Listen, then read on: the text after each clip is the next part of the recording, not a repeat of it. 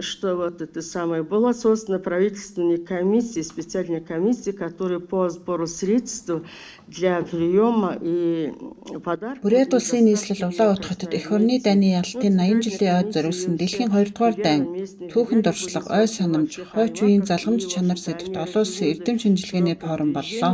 4-р сарын 16-наас 18-ны өдрүүдэд зохион байгуулсан тус форумд Монгол улсын шинжилгээ ухаан соёлын байгууллагуудын төлөөлөл оролцлоо.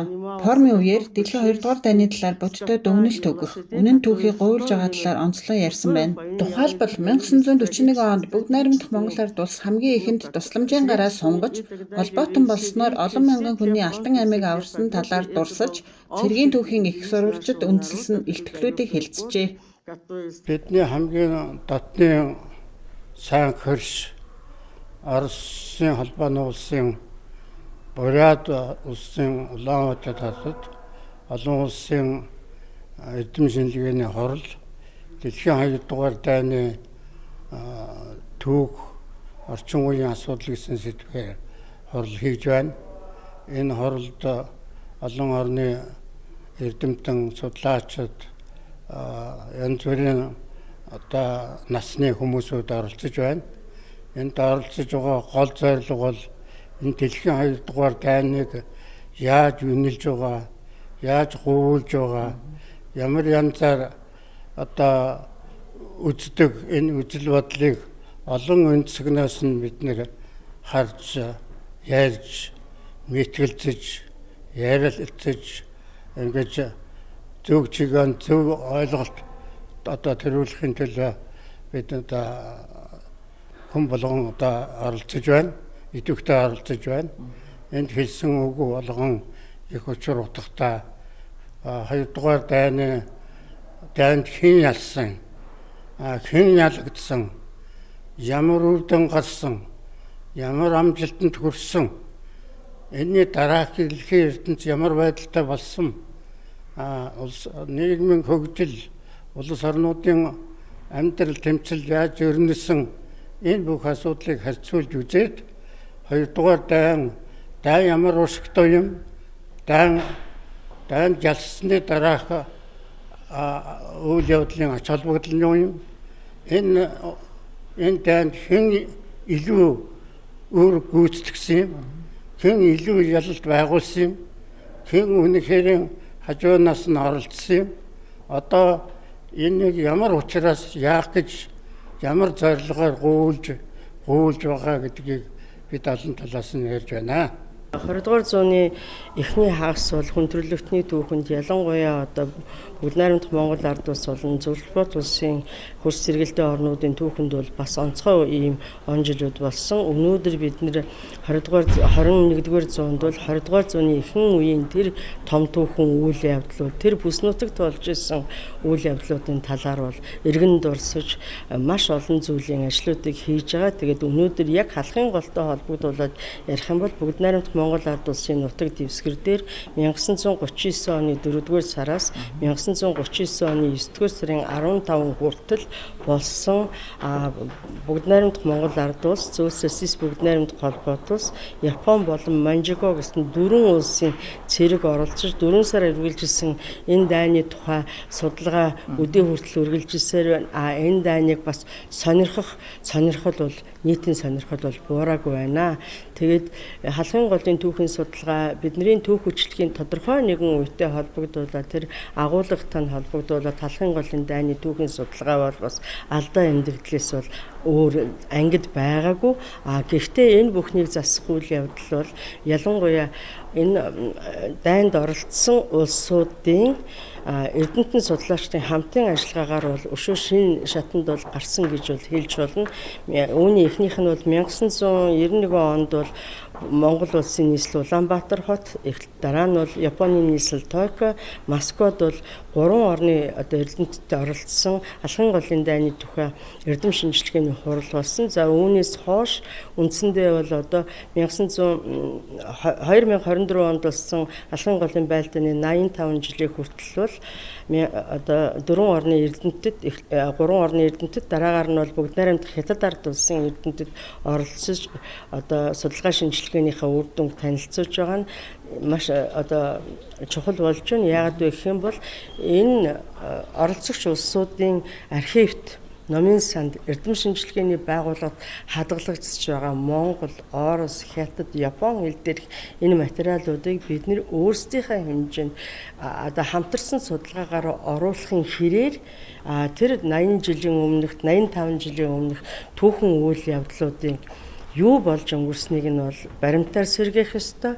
Ийм чухал одоо баримтаар сэргээж чадсанараа бид нар бол чухам одоо бодит үнэн илүү ойртох ёстой.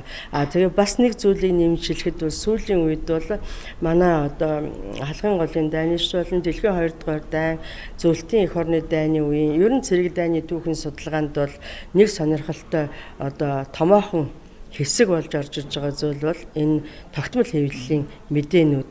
Яагаад вэ гэх юм бол тогтмол хэвлэлийн мэдээнүүд бол юугаар онцлог байдаг гэх юм бол тухайн одоо цаг үе нутаг оронд болж өнгөрсөн үйл явдлыг бол маш шуурхаа өгдөг учраас тэнд хэн оролцсон бэ, хэн яаж байлдсан бэ, хэн яаж хохирдсон бэ, талуудын хүн хүчний хохирол, ялалт, ялагдал гээд маш олон зүйлүүдийг бол одоо тодруулж байдаг учраас бол их чухал байна. Түүнээс гадна энэ тогтмол хэвлэлийн материал гэдэг дотор бол зөвхөн одоо оролцож исэн орнууд биш, ерөөсөө бүс нутгийн болон дэлхийн хэвлэлүүд яаж бичижсэн юм бэ?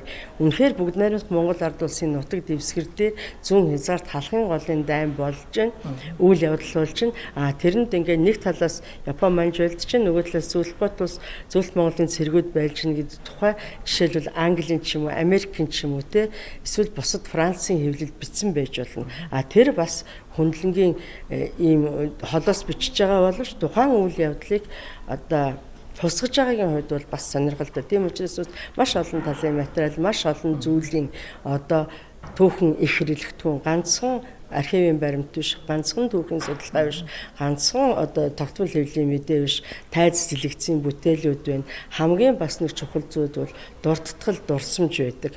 Тэр дуртгал дурсамж гээд энэ олон тооны материалуудыг судлан шинжилж, харьцуулан үзэж, түүхэн өмнөний дэнсийг одоо олж судлаач ажиллаж чадах юм бол бидний ярьж байгаа энэ олон жилийн өмнөх үйл явдлын төв илүү улам тодорч, илүү улам ойлгомжтой болно. Тэр хэрээрээ нийгмийн гишүүд залуу үеийнхэн бол өөрсдийнхээ эх орноор бахархах, өвөг дээцээрээ бахархах, хөрс зэрэгэлдээ орнууд, улс үндэстнүүдтэй тийм найрцаг хамтын ажиллагаатай байж байх ёстой. Энэ дэлхийн ертөнцид улсууд, энэ олон улсууд байна гэдэг чинь бие бинийгээ дэмжихгүй, бие бинтэйгээ туслахгүй, харилцахгүйгээр бол олон улс гэж бол одоо байх хэрэггүй л байх гэж би бодож байна. Алхын голын үйл явдлыг сүүлийн үед одоо ингэж бас говьлж түүхийг одоо ингэж одоо бүдгэрүүлэх гэж зарим нэгэн улсууд маш их хичээж залуучуудын тархийг угааж байна.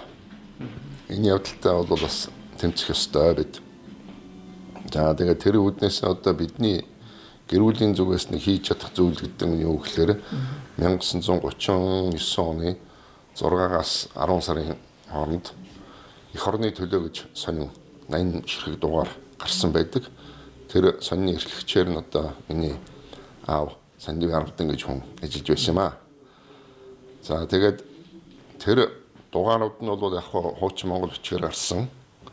Тэгээд энэ шаардсан хуудсуудыг ямар ч байсан бид нэр 2019 онд Шинэ Монгол Улсад хөрвүүлээд тэгээд хэвлэж гаргасан. За тэр хэвлэл гэдэг чинь ингээд тэр цаг үедээ тийм ээ яг тэр цагийн байдлыг нь одоо ингэж бодитоор бичсэн, бодитоор гаргасан байдаг учраас тэр түүхийн хувьд бол ерөөсөө маш их тийм одоо ингээд чухал хэрэглэгдэхүүн болж ирж байгаа ер нь сүүлийн үед одоо ингээд тэр хэрэглэлтэнд шинжлэх ухааны хэрэглэлтэнд оролцоод ирэхлээр тэнд бол одоо нэг гэсэндээ аав маань одоо ингээд тэр имиж мейкер байсан байгаа байхгүй юу? Одоо дандар гэдэг хүнийг одоо ингээд энэ алдартай болгосон гэрцэвэттэй ярилцлага хийж өссөн байна. За тэр жүгдэр намжилгийн тухай бичсэн байна. Тэгээс үлдэн тэр хүн бол одоо эх оронч жүгдэр намжил гэдэг нэртэй болсон. Тэрнгээрээ алдартай болсон. Тэгж олон хүнтэй уулзаж тэр сонингийн хуудасаараа дамжуулж энэ эвлэхийг зөрөгтэй тэр байлдсан түүхийг нь одоо ингэж тэр үедээ ингэж баталгаа болгож одоо үлдээсэн. Тэгэхээр тэр бол одоо маш чухал судлагдах ягарахгүй мөн. Тэрнээс нь одоо ингээд уншаад үзэхлээр одоо ингээд энэ бол үнэхээр ямар хэцүү ширүүн цаг үе байжээ гэдэг нь одоо ингэж яхахгүй мэдэгдэж байгаа. Тэгээд одоо тэрнийг одоо ингээд энэ үйл явдлыг ингэж өгөөсгөж тийм ээ.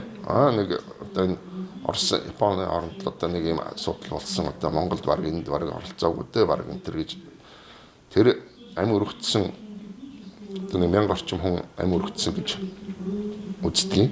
Тэрнээс нэг 200 орчим нь сургууль алга болсон. Энэ хүмүүс тэр байдж байсан одоо тэр 10,000 хүн байна тийм ээ. Энэ хүмүүсийн одоо тэр дурсгалыг ингэж муухай бузарлаж тийм ээ. Ингэж доош нь хийж идэг нь бол одоо үнэхээр жигшүүртэй явдал яхахгүй мөн. Тэгэхээр эдэнтэй нь бол яг бид үр хүүхдүүдийн хувьд тийм ээ. Тодорхой хэмжээгээр бас чадах чинээгээр бас төмөн олонд ялангуяа залуучуудад тийм ээ энэ үннийг хүргэж энэ үйл явдлыг одоо үнэн бодитоор нь хүргэхийг бас хичээж ажиллаж явна.